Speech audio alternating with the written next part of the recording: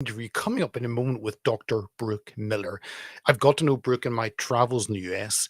He is a doctor, obviously, but he's also a cattleman, and he's just stepped down as president of the US Cattlemen's Association.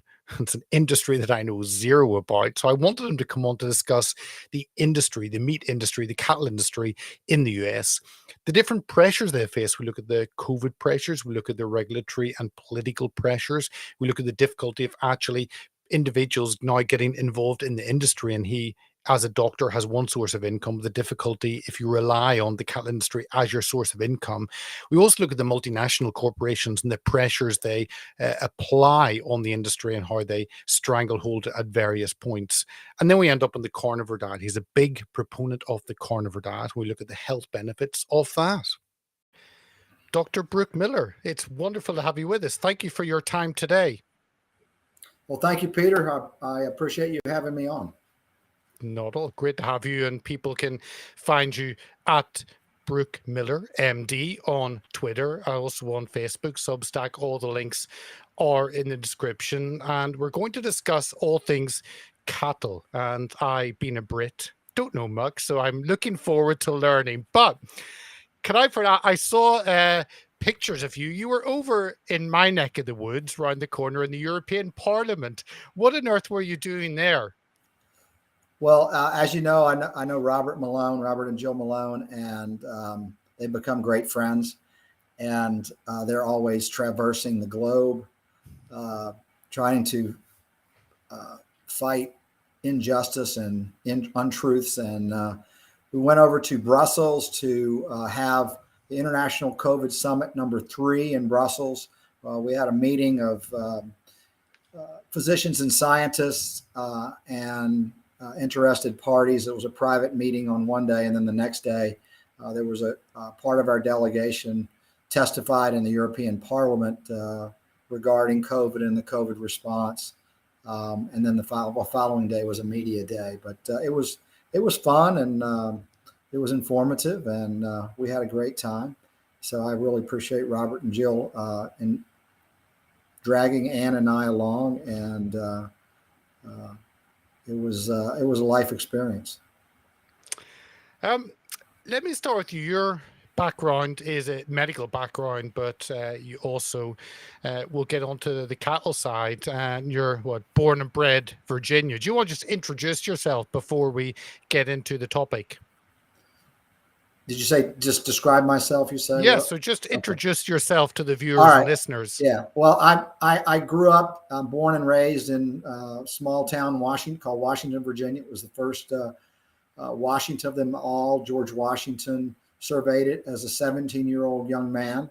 We're nestled in the foothills of the beautiful Blue Ridge Mountains, about 70 miles southwest of Washington, D.C. It's a very rural area, sparsely populated. Grew up here. I'm 8th generation to live here in my family. My grandchildren will be the 10th generation. My wife, Ann, and I own and operate a family medicine clinic here about a mile from the house, Miller Family Health and Wellness, where we provide, primary care, preventive medicine, small surgical procedures, pretty much everything that most people need in a small rural community. I also grew up on a cattle farm, 3rd generation cattle farmer and rancher here in Washington, Virginia. We have a purebred Angus operation where we sell purebred Angus seed stock. We also market some beef directly to consumers in the form of freezer beef. Well, yes, I want to ask you a little bit about that commercial cattle industry, and I think the headwinds that you face. You were president of the US Cattlemen's Association, and as a Brit, I've no idea what that means. So I wonder, could you just explain to me what that is? The United States Cattlemen's Association is a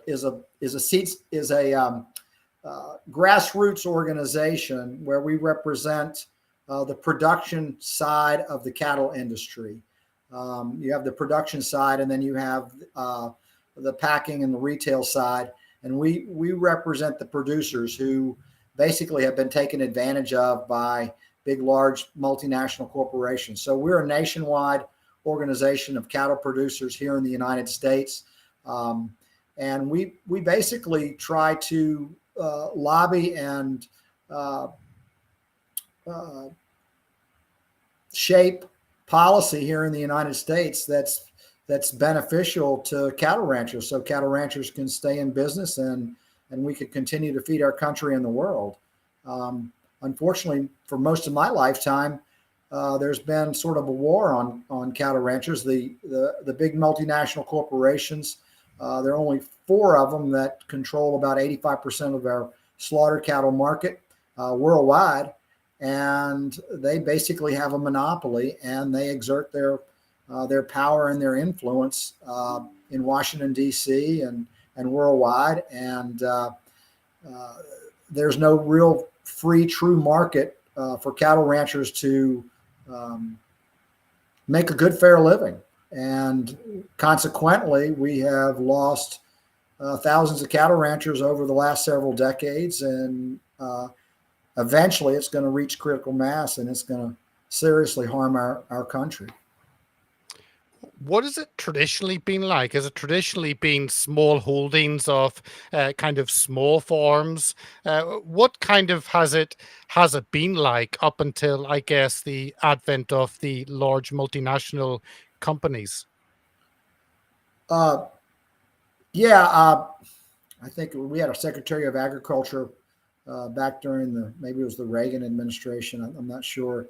That said, get big or get out, and that's really been harmful for cattle farmers and ranchers and small family farms, and small family farms are actually going by the wayside, and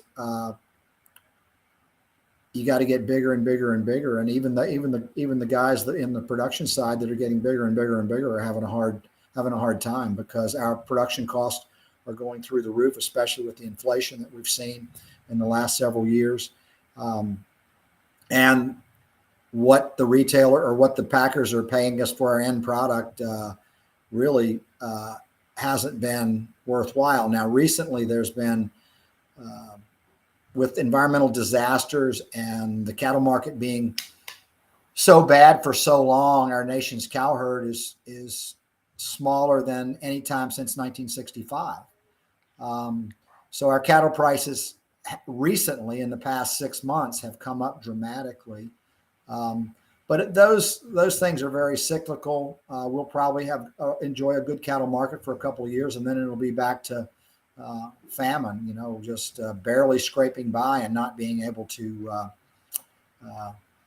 put any money back into your production, into your program, and not really make a living. As you know, I'm a medical doctor, and I loved cattle ranching my whole life, and my dad and I had a special bond because he loved it too. And he saw the handwriting on the wall when I was a kid, and he directed me away from just being a solo only cattle ranching as my only means of income and raising family. And thank goodness that he did. And so I have to be a medical doctor in order to be able to, I'm not going to say to afford to ranch, but possibly to afford to ranch, because I couldn't, we make a little bit of money on the ranch, but not near as much money as we could if we did other things with that time.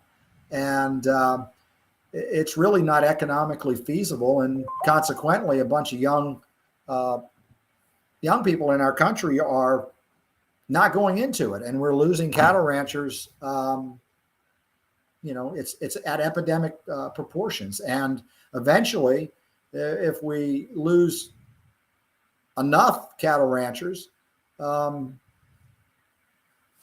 not going to be able to feed this nation, and we will be dependent on foreign countries for our food sources. And we know how that would turn out. I mean, being dependent on anybody for something that's so critical as your food is a disastrous plan.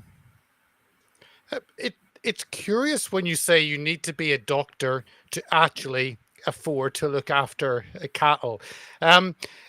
I mean, explain, is it possible for someone to run I don't know what you call it, a cattle ranch? Is it possible for someone to run that and actually make money? Or are you saying it's probably getting to the point where that's not possible anymore? Well, I don't know what the statistics are, but they're getting worse and worse as far as the number of family farms and ranchers that require or depend on outside income from some family members. Back in the 50s and 60s, the wife didn't work on the ranch. She didn't work in town. Now a lot of those families are requiring outside income, and it's becoming more and more. Some of my best friends get all of their income solely through ranching, and you can see how they are struggling, and they're finding other revenue streams to support themselves and their family, in addition to what they can make on the cattle ranch. Tell me, when you talk about multinational companies, those large companies, what part of the kind of chain is that in? Is that the beginning? Is that the processing? Is that packing? Is that the supermarkets? That's the packing and processing industry. There's basically a bottleneck. What you have is you have seed stock producers like me who produce the seed stock to go out to the commercial cattle ranchers to provide the genetics for their herds. The commercial cattle ranches are usually a little bit bigger. They're have more cattle, but I sell them bulls to breed their cows to hopefully produce superior livestock, to more efficiently produce good, healthy tasting beef. Those people then sell to some middlemen. Usually, sometimes they take it all the way through to the fattening, but essentially, those most people that are in the commercial cattle business raise their calves till they're about 7 or 8 months of age, maybe a little bit longer, and then they sell them. From there, they'll usually go on to grass to people that purchase cattle to grow them out and put more of a frame on them so they can put weight on them in a very economic fashion when they go to the feedlot.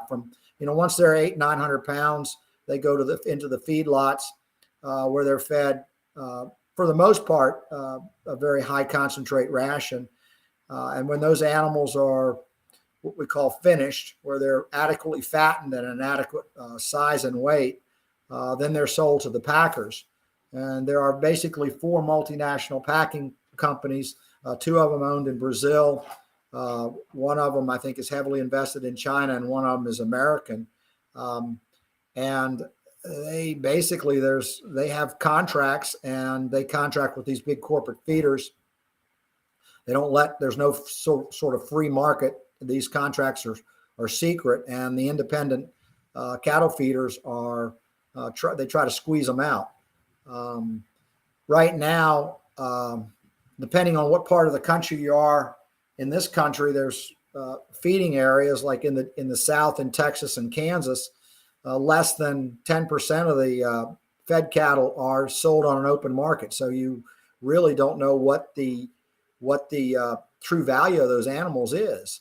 And in other areas like Iowa, Nebraska, there are a few more independent farmer feeders, and it's probably 25 or 30% at most. But there are weeks where these farmers and ranchers can't even get bids on their cattle, and it's just purely a monopolistic practice.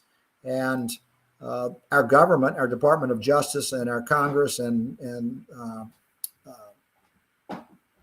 Agricultural Department has allowed this to happen through mergers and acquisitions and through their regulations. The regulations are just so much more beneficial to these big multinational packers, because these big multinational packers have a lot of money, and they have more money to put into lobbying and influence.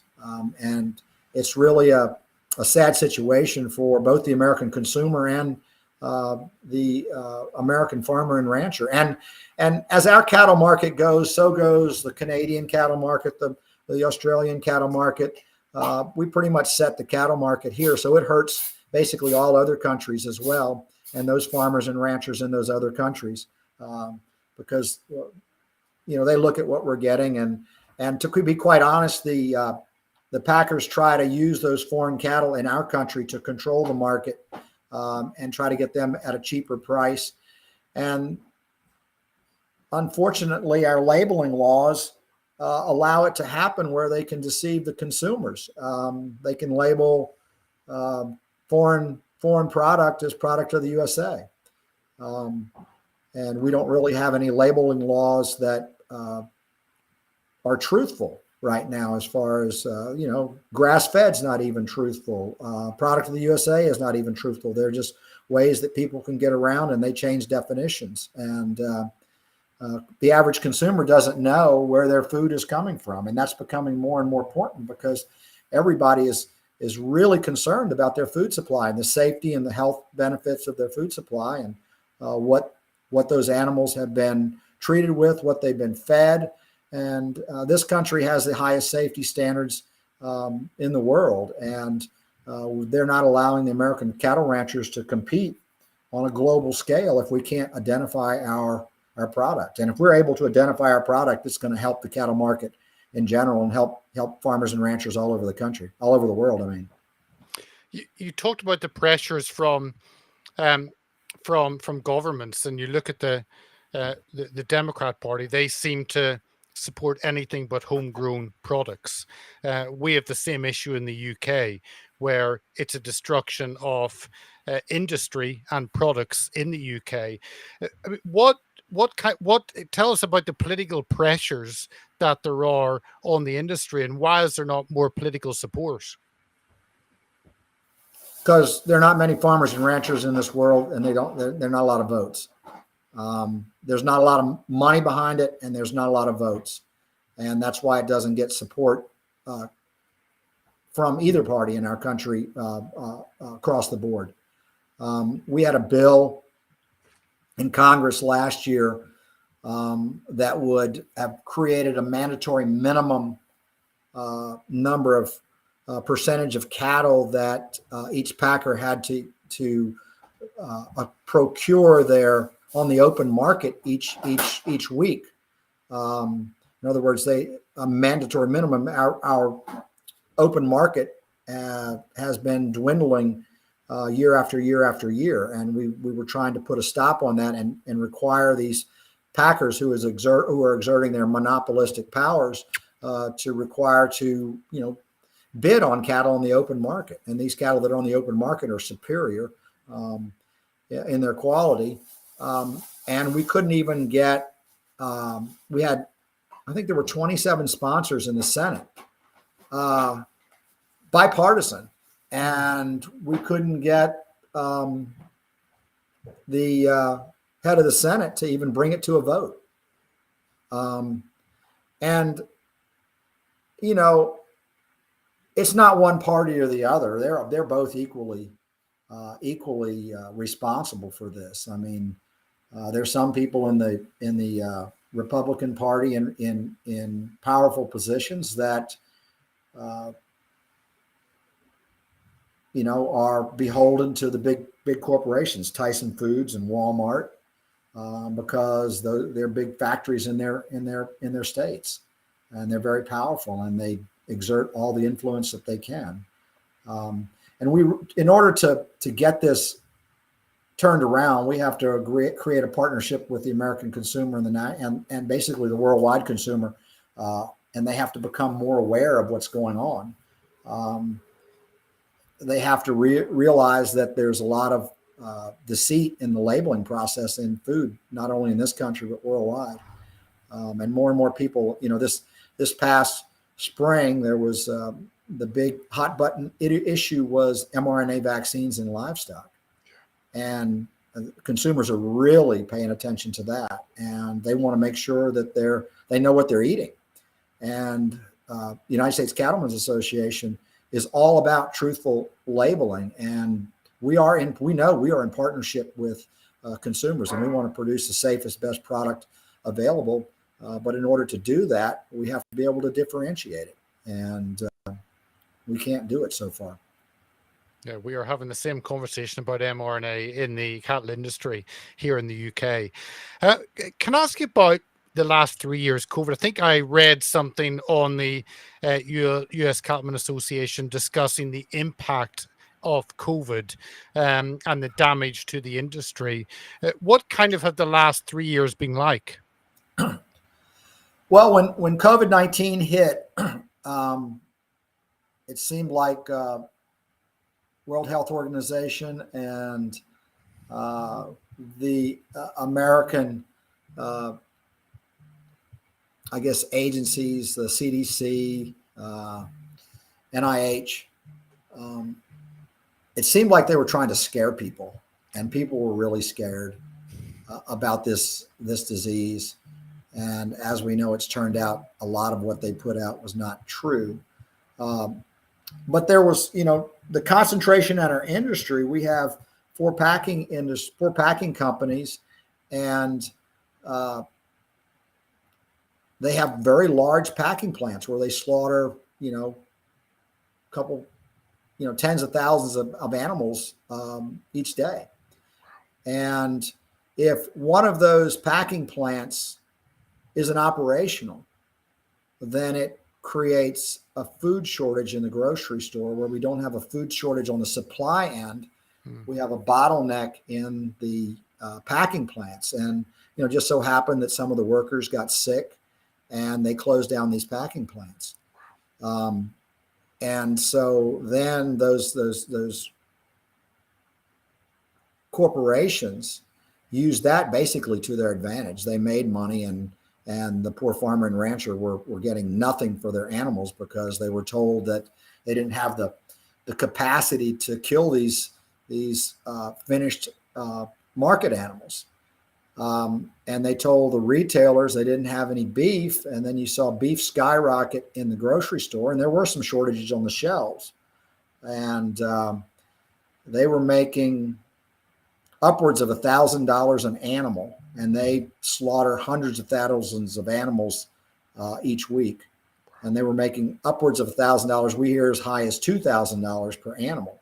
And it was just basically price gouging on two ends. It was price gouging on the production side and price gouging the consumer. And that just showed how fragile our system was when you put all your eggs in a couple of baskets, and a couple of those baskets go bad.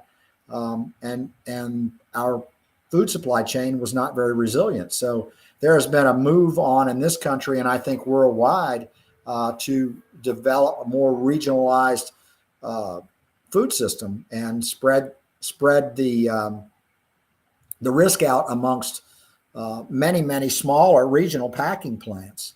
And unfortunately, it had gotten so that these large mega corporations, with economy of scale and all the rules and regulations these packing plants, independent packing plants, have to go under, that it's just not feasible. And it's a direct result of all of our policies in this country. There's something else specifically I want to ask you, and that is, I guess, the push to net zero. And we're seeing across Europe, certainly in the Netherlands, a push to restrict farming, because farming is bad and meat is certainly very bad. And many farms in the Netherlands have been forced to close. And as someone who works in the food industry, I mean, are you having some of the same pressures in the US against farming, against the whole carbon issue, and being told that farming and meat are bad? Well, we hear it. We hear a lot of people beating the drums that meat is harmful, not only for your health, but harmful for the environment. And some people that are beating that drum actually believe it. But the main players, I think, in the reality, you have to look and see where their money is invested and how they're going to make their wealth. And I think it's a fear tactic. I'm 62 years of age, and I remember back in high school hearing that we were going to have an ice age, and then followed that it was going to be Los Angeles was going to be underwater in 10 years. And it started out as global cooling, and then it was global warming. And since our globe hasn't warmed appreciably in the last 50 years, now it's just climate change. And the climate, as you know, is always changing, but it always has changed, and it always will change. Anybody that thinks carbon dioxide is an environmental pollutant is, I think, just nuts. Carbon dioxide is part of our environment. That's what plants use to produce oxygen and photosynthesis. So it's a necessary part of our atmosphere, and it's a very small part of our atmosphere. So I think it's nuts. I think it's the push is mainly through wealth and power for people to gain more wealth and power. You look at Bill Gates is a big climate alarmist, and if he thought that we actually were going to melt all the polar ice caps and the sea levels are going to rise, why would he have so many houses on the coast near sea level? If he really believed in that, why would he own 3 private jets and 30 mega mansions? He's been one of the main pushers of beef being bad for the environment. Well, he's heavily invested in cell cultured protein and fake meat, and is buying up a lot of farmland around the country. So, you have to look at the guys that are pushing this. Where do they stand to benefit? And unfortunately, that's where it's coming from. And I hope and pray that the world wakes up and sees this for exactly what it is, because it's nothing more than that. My cattle are not ruining the environment. All you have to do is go out and look. We live in one of the most ecologically stable parts of the world, and these people that are saying cattle are so bad, they live in their mega mansions, and they're driving they have their drivers, and they have their private jets, and they're going all over the world beating the drum. And I think it's just hogwash. 100%, and hypocrisy is in full swing. Yeah. Probably my big concern is with governments pushing it before you've had pressure groups or organizations.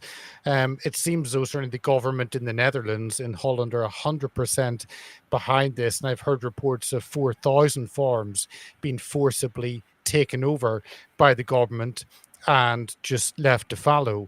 And that seems to be spreading certainly across Europe. And part of it is the whole climate change alarmism.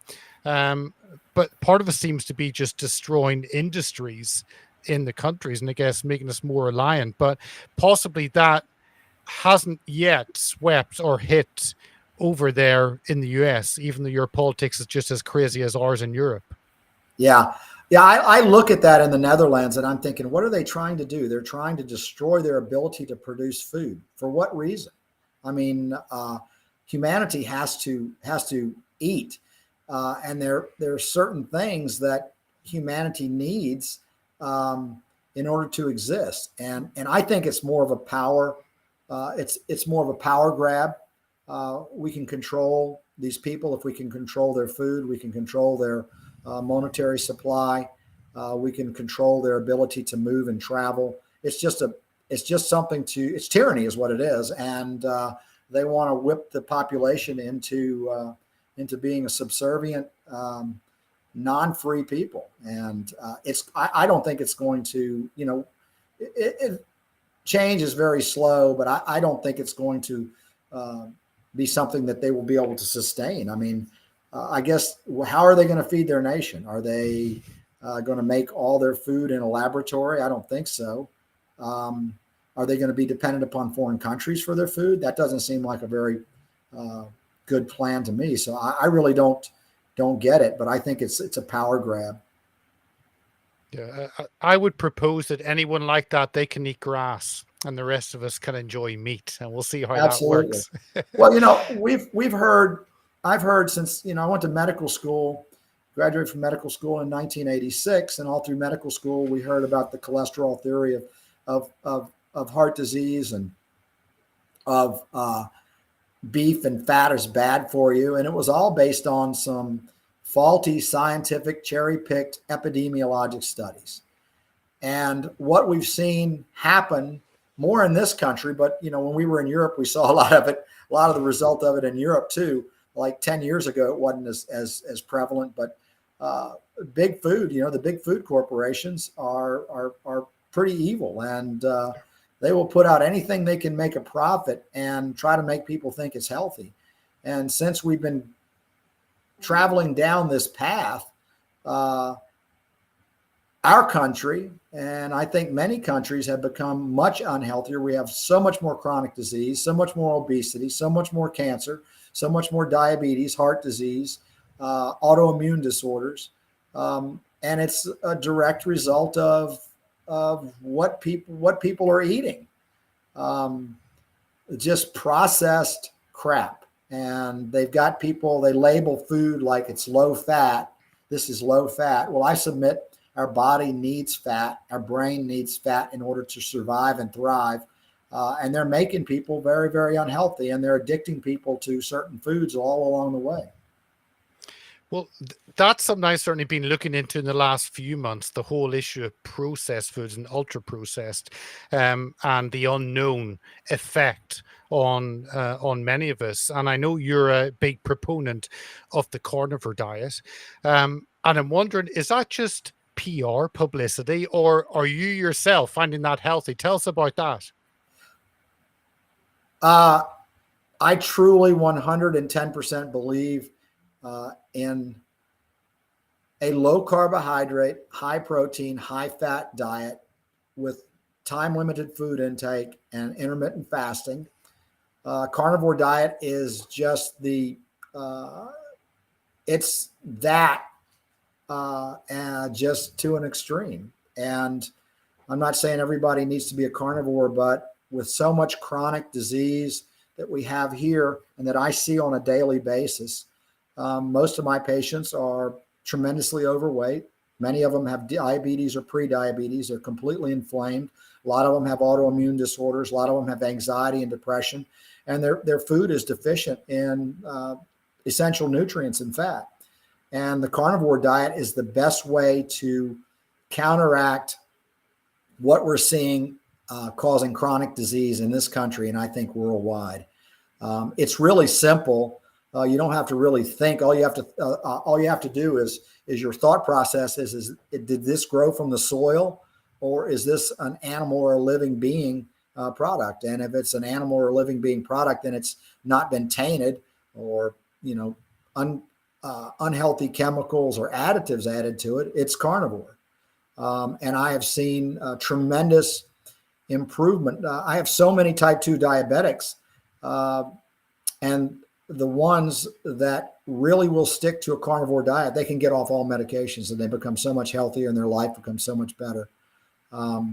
It's amazing. We can cure autoimmune disorders with this, cure diabetes, hypertension, depression, anxiety. The list just goes on and on and on. And what I have seen in my clinical practice, when I heard about the carnivore diet initially, my son's in medical school and he was following a guy named Sean Baker. And Sean was a big proponent, or still is a big proponent, of the carnivore diet. And my son mentioned it to me, and that's hogwash. But then I actually got to know Sean, and I started have created a great friendship with him. And he was stating a lot of really good scientific studies, and there was a lot of science and proof behind it. And so then I started following it for myself, because at one point in time I was probably 10, 15 pounds overweight. And I was on blood pressure medicine. I didn't feel good. I started feeling old. I was feeling stiff and sore and not looking forward to aging. And I myself, my wife and I started on a carnivore diet after meeting with Sean one fall. We started on in January, that following January. And I leaned out tremendously.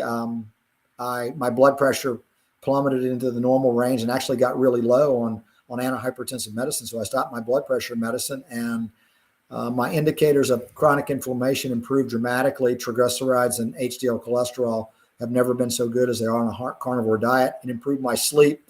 And the other thing, as you may or may not know, I'm a CrossFit athlete, and I used to do it competitively. But when I'm on a regular, what we call a standard American diet, I just eat pretty much what everybody else eats. My body hurts and my hands hurt, and I get arthritic symptoms in my hands. And I really struggle just basically throwing around and carrying the weight when that happens. And when I go on a strict carnivore diet, all those symptoms go away and I don't even think about it. So I couldn't believe any more in the carnivore diet than what I already do, just from what I've seen personally and in my practice. And then the stories, the more and more stories of people that we know that have changed their lives with the carnivore diet. It's completely counterintuitive to what we've been hearing for the last 30 years, but what we've been hearing for the last 30 years hasn't worked, obviously. Exactly. It's intriguing that you bring that medical understanding, that it's not just this tastes good, but you see the effects of unhealthy eating in patients, and then that's made you question. But I'm assuming that there is no push towards healthy eating as such, because there is always a drug to correct. And I know we sometimes look at the US and think, well, you guys have got a drug for everything. But I guess that's the way that the industry stops any push towards healthy eating. Well, it's almost like the food industry and the pharmaceutical industry are in cahoots with one another, because the food industry is one of the many things that's making our population in the world become unhealthy and need medications. And then the pharmaceutical industry,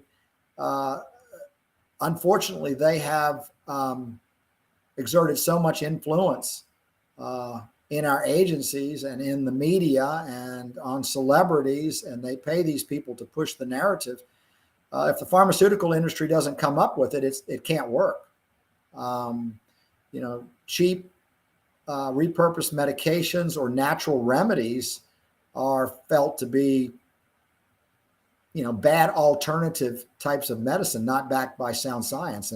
And we know, that's one of the things that the COVID pandemic opened up my eyes to, is all the things that are out there that we can do for our patients and encourage our patients to do that will get them off medications. They don't need medicine for everything. It's really sad. I tell my patients when I meet with them, I spend a lot of time when I meet with them for the first time trying to explain the science and the rationale behind what I'm recommending them to do, and one of which is a carnivore diet with time-limited food intake and sunlight and vitamin D. I'm trying to get myself out of a job. If I get them healthy, they won't need to come see me and they won't need medication. So, and they appreciate that. A lot of them come to see me. They say, heard that I was a straight shooter and would tell them what they needed to hear, not what they wanted to hear, and not push a medicine on them, and not push this therapy on them if we could do it more natural ways. Just to finish off, could I ask you what advice you would give? You understand the cattle industry for generations. I kind of feel that you would be probably encouraging someone who's wanting to get into that and maybe steer them elsewhere. But what changes do you think would need to be made to actually make it a better industry for people to actually get involved in, take it as a career? Well, on the national level, they need to break up the monopolies. I don't think there's going to be the political will to do that right now, but maybe if the people get behind it, that would solve a lot of problems. That would give us a true free market where you could make a fair living raising food in a healthy manner. In the short term, and the United States Cattlemen's Association will push to fight against rules and regulations and improve the laws and everything as far as that for our industry. But in the short term, and actually maybe even the long term, we need a more regionalization of our food supply chain, and we need to make consumers and farmers and ranchers partners. And I encourage young people that are getting into the livestock industry, that want to raise cattle and raise food, to develop a direct-to-consumer marketing approach, whether it be online or just through local. We have a limited number. We probably sell 30, 35, maybe 40 animals a year direct to consumers. And it's really easy. You don't have to advertise at all. They just, they hear about it, they taste it, they taste how much better the product is when it comes directly from the farmer and rancher, and they're not getting the leftovers. They're not getting the 10-year-old cow that's been at the end of her lifespan, or the 10-year-old bull is after the end of her lifespan. And they're getting a better product, and they really love it. And they also develop a friendship with you, and you basically try to educate them and let them know the practice that you are performing in order to raise these animals in a healthy and wholesome and environmentally sound method. I'm definitely an environmentalist. I don't want to destroy our environment, especially right where I live, or anywhere really. So we're very environmentally conscious on what we put on the land and what we and our practices. But we're also very conscious on how we care for and treat our livestock. And people appreciate it. They come out and they see the animals and they see what you do, and it just makes them want to buy their food directly from the source. When you buy food in a grocery store, you really don't know what's happened to that food before it gets to the grocery store, how it's been treated, both plant food and livestock. So buying food directly from a farmer and rancher, I think, would be the most superior way. And it also bypasses all these multinational corporations, and the consumer can get it for a better price, and the farmer's getting a better price for his product too. So direct to market consumption model is what I'm recommending and trying to encourage young people to do when they get into the farming and ranching business. Okay, Brooke, I appreciate your time. Thank you so much for coming along and explaining your industry. Well, thank you for having me, Peter. It's always good to see you and talk to you, and I hope to see you when you're in the States.